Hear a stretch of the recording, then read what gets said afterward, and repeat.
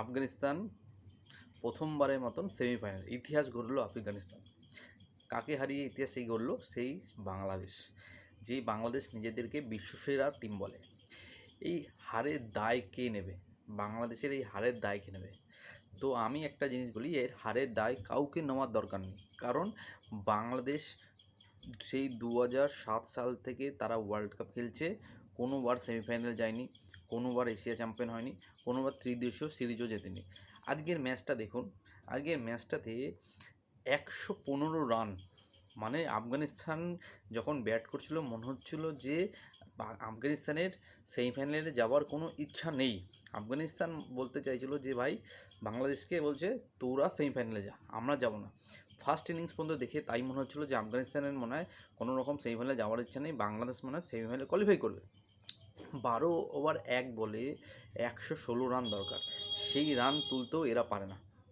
ইন্টেনই নেই, মানে একটা যে 12 ওভারে আমাকে 116 রান করতে হবে, আমি প্রথম থেকে এসে মারবো, সেই ইচ্ছাটা পর্যন্ত বাংলাদেশ প্লেয়ারদের ছিল না। তাদের শান্ত প্রেস কনফারেন্সে এসে বলছে আমাদের টার্গেট ছিল যে 6 ওভার অবধি আমরা প্রথম ব্যাট করব পাওয়ার প্লেতে, যদি উইকেট না পড়ে তাহলে আমরা টার্গেটে যাব, নইলে আমরা ম্যাচটা জেতার চেষ্টা করব। ভাবুন কতটা কাপুরুষের মতন কথাবার্তা বা কাপুরুষের মতন কাজ। তুমি ভাই এই ম্যাচটা জিতেও বা কী করতে? তুমি জিতলেও তো সেমিফাইনালে যেতে পারবা না, তোমরা তো জিতলেও তো সেমিফাইনালে যেতে পারতা না।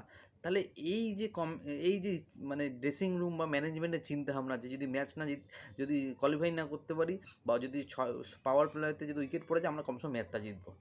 এইটাই হচ্ছে বাংলাদেশের আসল রূপ। তারা কোনোভাবে ম্যাচ জিততে চায়, তাদের কোনো বড় টার্গেট নেই, তাদের কোনো ভালো পজিশনে যাওয়ার ইচ্ছে নেই, তাদের খিদে নেই। উল্টো দিকে আফগানিস্তানকে দেখুন, 2009 সালে যেই টিমটি সবে ক্রিকেটে এসছে, তারা প্রথমবারের মতন সেমিফাইনালে পৌঁছে গেলো, কারণ তাদের মধ্যে ইচ্ছা আছে, তারা নিউজিল্যান্ডকে, তারা অস্ট্রেলিয়াকে হারাচ্ছে।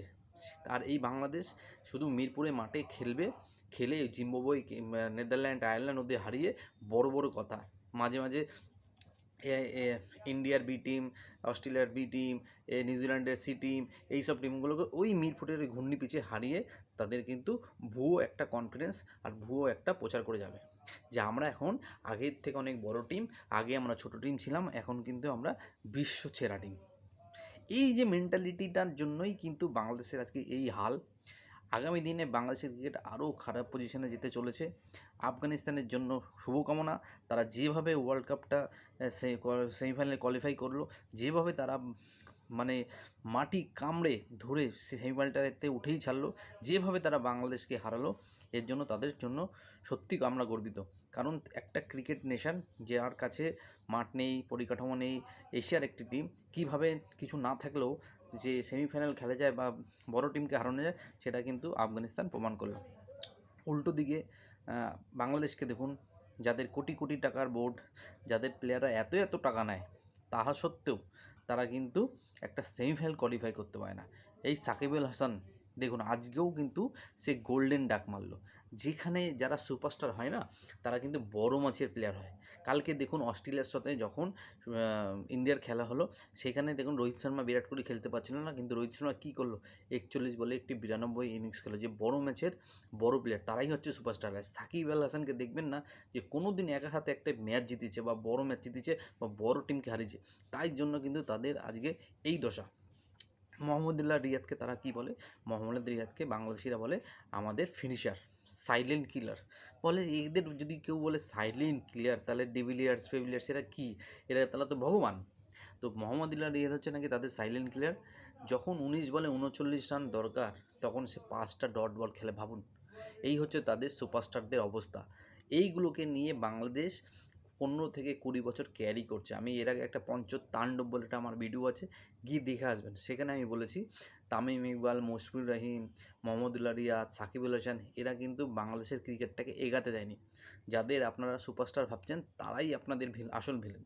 কারণ এদের জন্যই কিন্তু নতুন ছেলেগুলো টিমের সুযোগ পায়নি। এরা কিন্তু টিমের মধ্যে গ্রুপিং করে, পলিটিক্স করে।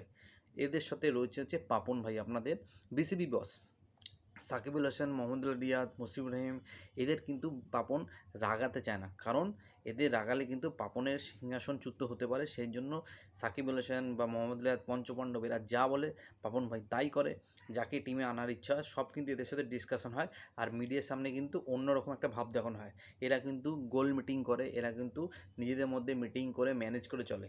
তাই কিন্তু বড় বড় প্লেয়ার যারা বাংলাদেশে ভালো প্লেয়ার হতে পারতো তাদের কিন্তু জীবনে ঢুকতে দেয়নি। এই সাকিবকে এই সুযোগ পেয়েছেন, মোহাম্মদ আলীকে এই সুযোগ পেয়েছেন, এদেরকে টিম থেকে ছেঁটে ফেলুন। দয়া করে এই প্লেয়ারগুলোকে দেশকে সমর্থন করুন, দয়া করে বাংলাদেশকে সমর্থন করুন, কিন্তু এই প্লেয়ারগুলোকে আপনারা সুপারস্টার বা বড় প্লেয়ার বলে আর আশা করি নাচবেন না।